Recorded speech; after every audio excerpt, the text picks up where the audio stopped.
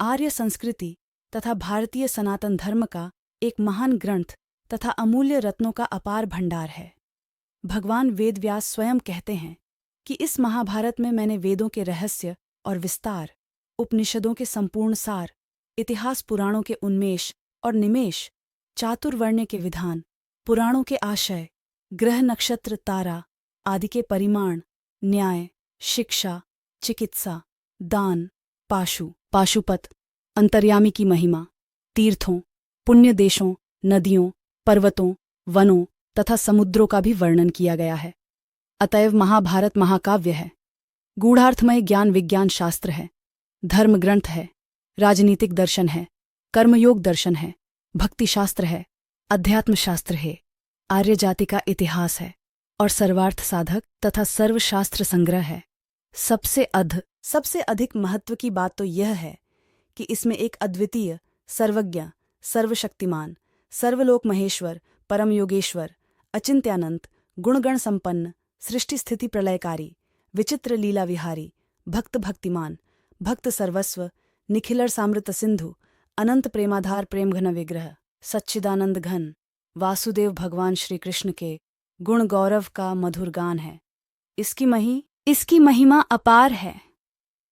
औपनिषद आर्षि भी इतिहास पुराण को पंचम वेद बताकर महाभारत की सर्वोपरि महत्ता स्वीकार की है। महाभारत की कथा अनुसार महर्षि वेदव्यास हिमालय की एक पवित्र गुफा में तपस्या में लीन होकर मन ही मन में महाभारत को शुरू से अंत तक की सभी घटनाओं को स्मरण करके महाभारत की रचना कर ली थी।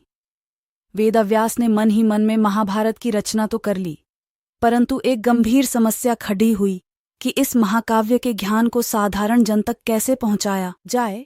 इस काव्य की जटिल रचना और बड़ी लंबाई के कारण बहुत कठिन था।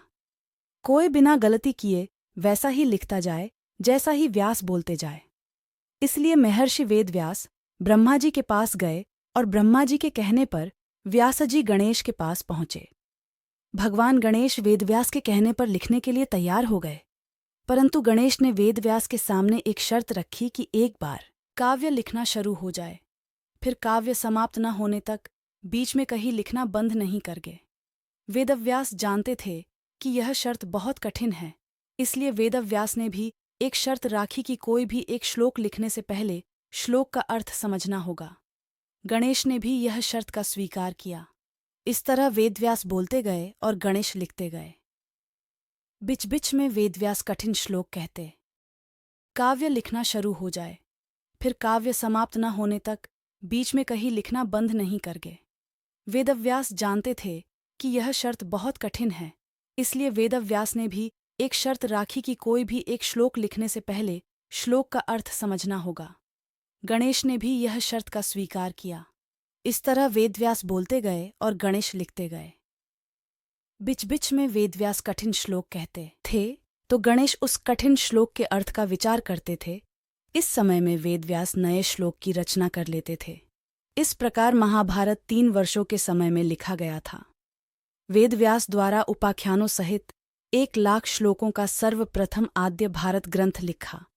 इसके बाद उपाख्यानों को छोड़कर भारत संहिता लिखा, जिसमें 24,000 श्लोक थे। महाभारत की रचना होने के बाद वेदव्यास जी ने सर्वप्रथम अपने पुत्र शुकदेव को इस ग्रंथ का अध्ययन कराया। बाद में अन्य शिष्यों वैशंपायन, पैल, जैमिनी, असित देवल सभी को इसका अध्ययन कराया। वैशंपायन जी ने मनुष्यों को इसका प्रवचन दिया। वैशंपायन जी द्वारा महाभारत काव्य जन्मेजय के यज्ञ समारोह में सूत सहित कई आर्षि मुनियों को सुनाया था।